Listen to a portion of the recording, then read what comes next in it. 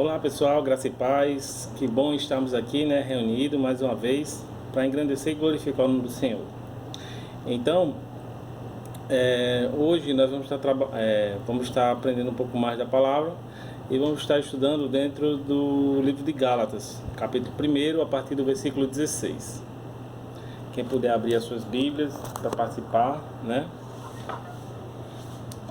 Leiamos. Revelar seu Filho em mim, para que o pregasse entre os gentios. Não consultei a carne nem o sangue. Nessa palavra aqui, ele vem mostrar um pouco do que Paulo, digamos assim, tenta trazer nos versículos anteriores. Aqui vai falar a carta de Paulo à igreja da Galácia, onde Paulo tenta alertar ao povo de Gálatas que está sendo pregado um evangelho diferente daquilo que ele pregou. Todo aquele evangelho que é pregado fora daquela doutrina que foi ensinada por Paulo era maldição. Então Paulo ele se preocupou bastante porque o povo que tinha aprendido aquilo com ele já estava destoando e ouvindo outras pregações. Então Paulo ele teve essa preocupação e foi até a igreja e foi mostrar quem era ele. Interessante que nesse evangelho aqui de Gálatas, Paulo ele tenta dizer quem era ele, não de uma forma de, digamos assim, de se exaltar-se, então engrandecer, mas não, para ver a realidade. Olha, vocês estão seguindo esse evangelho, mas estão esquecendo de quem sou eu, da pessoa que eu fui, que eu fiz, o que eu acrescento dentro do evangelho que Jesus pregou para vocês. Então Paulo traz aqui nessa hora, principalmente nesse versículo, dizendo que foi revelado o seu Filho, Deus diz que foi revelado o seu Filho a Paulo. Então, a partir daí, Paulo ele tinha a convicção que esse mandamento, essa indicação de Deus que Jesus deu a ele, digamos assim, era verdadeira. Com isso, Paulo ele tinha certeza de que a direção que Jesus dava a ele, que Deus dava a ele, era a direção de que ele pregasse aos gentios. Se nós observarmos aqui no Velho Testamento, nós tínhamos o povo judeu, aquele que tinha certeza da promessa, aquele que tinha certeza da salvação, porque eles tinham a promessa de Deus na vida deles. Mas Paulo, quando recebeu a orientação de Deus, o chamado de Deus, ele tinha certeza de que aquilo que ele foi chamado não foi diretamente para pregar aos judeus, mas sim aos gentios. E quem eram os gentios? Toda a população que não fosse judaica. Se você observar, Paulo, ele não, digamos assim, ele não se prendeu tanto à pregação ao povo judeu. Ele sempre foi com a sua pregação voltada para os demais povos. Que ele mesmo vem falar aqui, no versículo 17, que ele nem tornou a Jerusalém quando ele se converteu, e até com os que já antes de mim era apóstolo. Ou seja, ele nem foi, de certa forma, direto aos apóstolos. Mas ele partiu para a Arábia e voltou outra vez para Damasco. Muitas vezes, meus irmãos, a gente, quando entra na casa de Deus, a gente, quando quer fazer algo para o Senhor, muitas vezes a gente quer fazer igual como os outros fazem. Muitas vezes a gente quer fazer igual como aquele irmão que está tocando na banda está fazendo. A gente quer fazer igual como aquele líder está fazendo. A gente quer ser igual aos demais. E Paulo, ele pode ter feito até o mesmo recurso, mas ele foi atender outras necessidades. Enquanto os 11 apóstolos, 12 apóstolos no caso, eles estavam trabalhando dentro de Jerusalém, Paulo partiu. Paulo partiu para os outros povos. Paulo sabia que a sua pregação ele não era voltada para aquilo ali, mas sim para os gentios, aqueles que não faziam parte da promessa. Muitas vezes você quer conseguir mudar algo na sua vida. Muitas vezes você quer fazer com que haja uma mudança na sua vida, uma transformação na sua vida, mas quer fazer igual aos outros. Irmãos, eu digo a vocês, procure fazer diferente. Procure sair de Jerusalém. Procure sair do seu conforto que você está hoje. Procure sair dessa condição que você se encontra hoje. Se você hoje vai todo domingo para a igreja, vá agora nas terças e nas quintas. Se você vai vai nas terças, nas quintas e no domingo, vá fazer evangelismo doméstico, vá visitar pessoas, vá fazer algo diferente, algo novo. Saia da condição que você está. Só não saia do evangelho de Deus. Quando a gente encontra um homem como Paulo, uma pessoa que tinha a certeza do evangelho, tinha a convicção do que Deus preparou para ele, sabia que ele tinha sido chamado dentro da madre, desde o ventre da sua mãe. E ele, com essa convicção, ele sabia que não podia ficar fazendo o que os outros faziam, simplesmente pregando dentro de Jerusalém. Ele sabia que tinha que atingir nações. Então você também precisa sair dessa condição que você está. Ah, Mário, toda vez que eu quero mudar eu não consigo, eu fico parado. Então busque força a Deus, busque força em Deus. Busque estar diante da presença do Senhor e dizer: Senhor, me dê força. Senhor, me faça sair dessa condição que eu estou. Senhor, me faça procurar fazer diferente. Senhor, me faça ser uma pessoa diferenciada, porque somente assim o Senhor vai perceber em mim algo diferente e vai se orgulhar e fazer com que eu ache graça diante dos seus olhos. Paulo continua aqui que depois, passado 3 anos, ele foi a Jerusalém ver Pedro e ficou com ele 15 dias.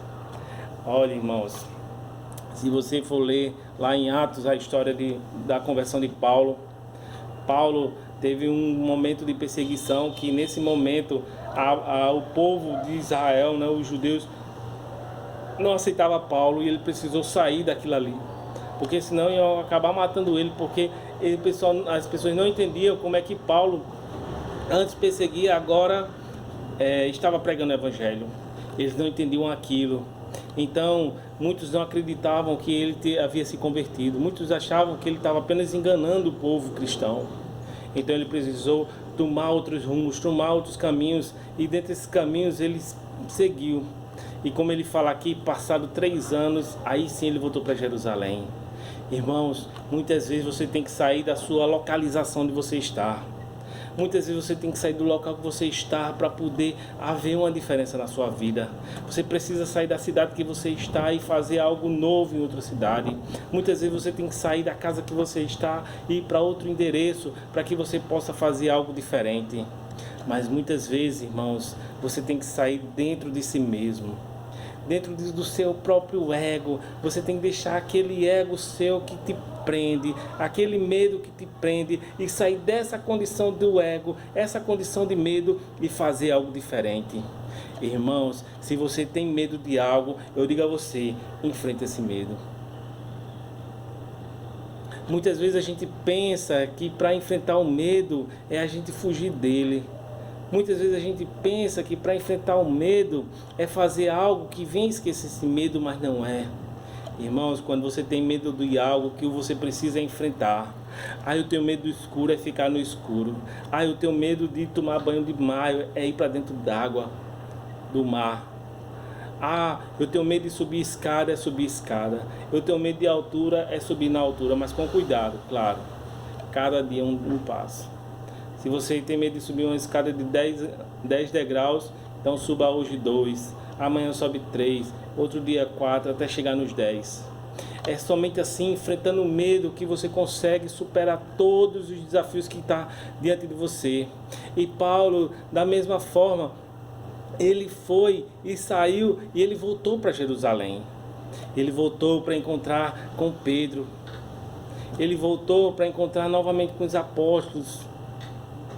Ele voltou, irmãos, novamente para encontrar com aqueles que juntos pregavam o Evangelho de Deus. E ele continua aqui: eu não vi nenhum dos apóstolos, senão Tiago, irmão do Senhor. Ora, acerca do que vos escrevo, eis que diante de Deus testifique e não minto. Depois fui para partes da Síria e da Sicília. Paulo, ele voltou para Jerusalém, falou com Pedro, viu Tiago, não viu os demais apóstolos, talvez estivessem fora em pregação, né, levando o evangelho, mas ele não ficou lá em Jerusalém. Ele passou 15 dias lá, talvez para dizer o que estava acontecendo lá fora, talvez para anunciar lá em Jerusalém o que estava acontecendo lá fora, que o evangelho de Jesus não estava só restrito ali dentro de Jerusalém. O evangelho do Senhor Jesus estava expandindo, o evangelho de Jesus estava crescendo. Então, nessa hora ele volta, nessa hora ele vem e vê Pedro, fica 15 dias, vê também Tiago, o irmão de Jesus, e ele agora diz que vai mais uma vez para fora de Jerusalém. Ele parte para Síria e para Sicília. Então, ele não para, irmãos. Ele não para, ele podia ter voltado e se acomodado mais uma vez em Jerusalém. Muitas vezes a gente sai, busca algo diferente lá fora e passa essa experiência lá fora e vê algo crescendo lá fora. E quando você volta, você fiquei com saudade da minha família. Estou aqui, vou ficar aqui porque aqui está toda a minha família. Eu vou ficar aqui porque aqui está todos que eu conheço, meus amigos estão aqui. Muitas vezes acontece quando você aceita Jesus. Muitas vezes acontece quando você aceita Cristo, meu irmão. Quando você sai do mundo que você vivia e você vem aqui para a casa do Senhor. E você tem novas amizades e você vê algo novo. Mas quando você volta mais uma vez para se encontrar com seus amigos, você diz: eu tenho tanta saudade de conversar com meus amigos. Eu tenho tanta saudade de ficar naquela conversa lá, mesmo que eu não bebo, eu fico ali lá no bar, naquela rodinha, a gente fica falando das histórias boas. Então, meus irmãos, muitas vezes você se prende ao seu passado. Muitas vezes você se prende a algo que não mais tem valor para você. Jerusalém é importante? Sim, é importante. Mas para Paulo, o foco dele agora era alcançar outras nações. Para Paulo, o foco dele não era mais ficar em Jerusalém, mas sim para atingir outros povoados. Era levar o evangelho e expandir o nome do Senhor por toda a terra, por todo o mundo. E nessa hora ele tinha que deixar a saudade para trás. Você acha que Paulo, quando voltou em Jerusalém, não reviu os amigos, ou a família dele, ou pessoas próximas a ele? Você acha que naquele instante que ele esteve lá, ele não viu pessoas que ele costumava ver? Mas não, meu irmão, ele passou e ficou aquele período, colocou todas as informações em ordem e partiu mais uma vez. Ele partiu porque ele sabia que o que ele tinha para crescer era maior do que ele. Ele tinha convicção do que o que ele veio chamado. Ele sabia que a convicção para que ele veio, ele tinha certeza daquilo que Deus separou ele. Então ele vem dizendo aqui: e não era conhecida à vista das igrejas da Judéia que estava em Cristo. Ele, particularmente, ele estava esquecido lá dentro da Judéia. Lá na cidade dele, ele particularmente já era esquecido. Ele nem mais era percebido, nem era visto, digamos assim, como um apóstolo, como os demais apóstolos eram. Então, quando ele aparece, ele já é visto como uma pessoa que não era, de certa forma, reconhecida na igreja da Judéia. Porque lá, ele não estava ali dentro. Ele não estava ali pregando, buscando, digamos, se eu fosse colocar até como concorrência entre os demais. Ele não estava disputando mais um espaço ali, não. Ele foi procurar coisas maiores, coisas diferentes. E muitas vezes é isso que a gente faz. A gente tenta, em vez de a gente procurar espaços maiores, a gente se prende em um espaço.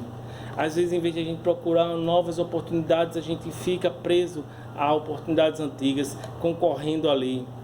Eu li um livro uma vez que se chamava Oceano Azul, né? Oceano Azul. Então, nesse caso, ele ensinava que a gente deveria procurar oceanos azuis. Oceanos em que não há concorrência entre tubarões, de certa forma. Porque os tubarões, eles brigavam tanto entre eles que eles acabavam deixando o Oceano Vermelho. E aquele Oceano Vermelho, ele era muito concorrido, ele é muito árduo, muito difícil. E ele buscava procurar oceanos azuis, oceanos abertos para explorar novos caminhos. Então, meus irmãos, muitas vezes é isso que a gente precisa. A gente precisa buscar caminhos disponíveis para levarmos o Evangelho. Muitas vezes você quer levar o Evangelho para pessoas que não querem receber. Muitas vezes vocês querem fazer algo que já está muito competitivo. Eu me lembro que tinha pessoas que tinha um período que as pessoas queriam todas serem levitas, né? Cantores da igreja. Quando chegava e todas as pessoas queriam ser cantores, esqueciam que tinha outras funções na igreja. Ah, meu sonho é cantar, eu gosto de cantar. E não sabia que num evangelismo precisa de um cantor ali para entoar uns hinos, precisa de um tocador para tocar um hino. Então, às vezes, as pessoas querem competir no Oceano Vermelho. Ah, eu quero fazer parte da banda da igreja, porque a banda da igreja, ela tá lá na frente, todo mundo sabe quem são cada um daqueles componentes.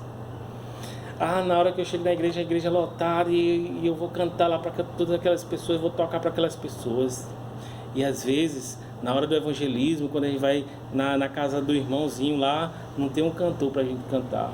Se a gente não botar um hino lá no sonzinho lá, não sai um louvor não para cantar não. Por quê? Porque não vê oportunidades estão ao redor. As oportunidades estão ao redor e a gente quer sempre ter aquele status. Ah, eu só vou fazer algo para as crianças quando o pastor me colocar como líder das crianças.